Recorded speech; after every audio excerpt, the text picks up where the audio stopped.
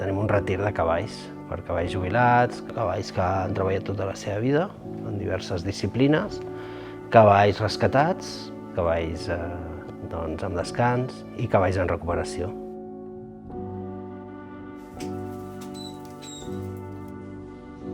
Són molt tranquils, sembla que de vegades reaccionin poc o tinguin poca interconnexió amb nosaltres i en realitat amb el temps i amb el tractar-los i estar amb ells i conèixer-los bé, al final tenen una personalitat pròpia molt forta.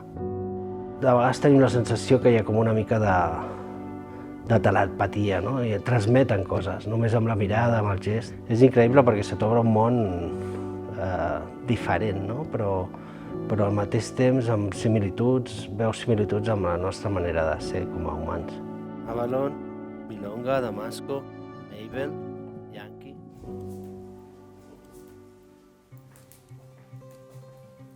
Nosaltres, abans de venir a viure aquí a la Corona, vivíem al barri de Gràcia, en ple meollo, amb un piset. Hi ha una vida molt connectada amb els amics, consum d'oci, consum de cultura, tot molt a mà. Llavors, quan vam decidir venir a viure aquí a la Corona, clar, la nostra vida va canviar radicalment, no? Al principi va costar molt perquè vam arribar un setembre. Me'n recordo que feia bastant mal temps, bastant fred, plovia. I bueno, va ser un canvi brutal, va costar quasi bé un any que ens acostuméssim tots a viure d'aquesta manera. Quan te'n vas a viure al camp, amb una masia aïllada que està a 2 quilòmetres del poble, amb un poble que no tens amistats, doncs això, clar, va tenir una part de duresa. Tot i així, la natura t'envaeix, hem consolidat el projecte de la Corona, a nosaltres ens encanten els animals i conviure amb els animals d'aquesta manera, no? Amb el dia a dia, conèixer-los. Nosaltres abans dèiem que teníem uns cavalls a casa i ara diem que convivim amb individus. Això dels cavalls és una idea que havíem tingut fa molts anys, però clar, com no érem ben bé del ram, sabíem de la terra, sabíem gestionar, sabíem cultivar, sabíem fer una sèrie de coses. Havíem estat parlant, no?, del buit que hi havia actualment fa uns 10 anys per poder retirar un cavall en condicions de benestar animal i en condicions d'atenció, no? Llavors, clar, era perfecte perquè nosaltres podíem aportar tot el que era la part de gestió territorial, gestió forestal, gestió agrícola, que això per nosaltres no era en absolut un problema. I bueno, ho vam provar i com tothom que comença una cosa, vam començar amb 2 o 3 cavalls fins ara que tenim més de 80 cavalls. Indo. Petito.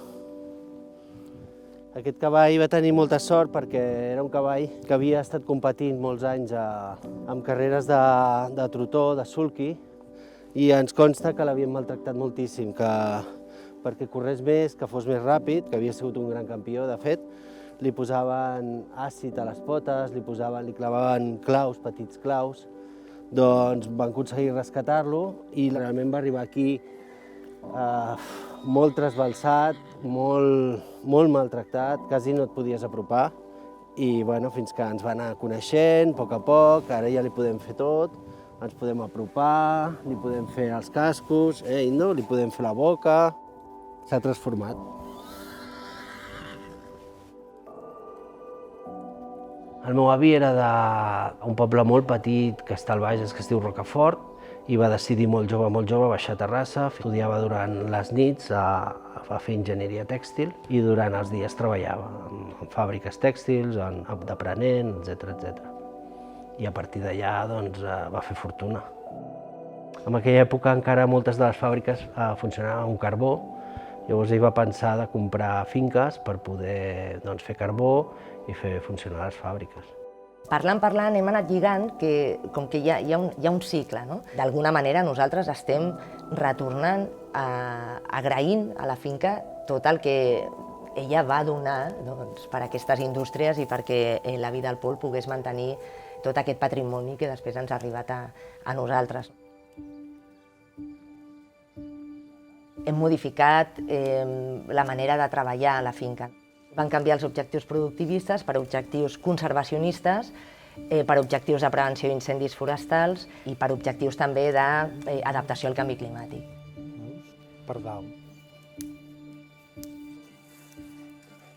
Tenim tota la finca, actualment 170 hectàrees dedicades a ells, de les quals unes 30 hectàrees són camps i la resta són boscos. Llavors, el que hem fet és parcel·lar la finca en parcel·les que inclouen diferents ecosistemes, camins, camps, prats, zones arbustives, afloraments rocosos, etc. Llavors, els cavalls que fan aquí? Els cavalls pasturen, que té una incidència positiva en la pròpia pastura sembrada com en la pastura sotabosc, només amb el trepig, amb l'alimentació, amb l'aportació de fems. Llavors, quan ells estan en una parcel·la i acaben aquesta pastura, els rotem i els passem a una altra parcel·la que també tenim acotada. Bàsicament, hi ha dues èpoques, uns 6 mesos de pastures i després uns 6 mesos de farratges. És el règim que aquí podem donar-los. I bueno, són com nens petits que entren al pati nou de l'escola, no? que quan els canviem estan supercontents. Sobretot si aquest trasllat és d'una parcel·la en sec, és a dir, que no hi havia pastura, i passen a parcel·la en verd, quan arriba el cavall arriba molt, molt excitat. Allà els grups no importen, tothom s'uneix, és curiós perquè veus passar cavalls que poder no es duen bé d'un grup o d'un altre, tots van junts, i quan fas el primer crit és impressionant. De sobte, uah!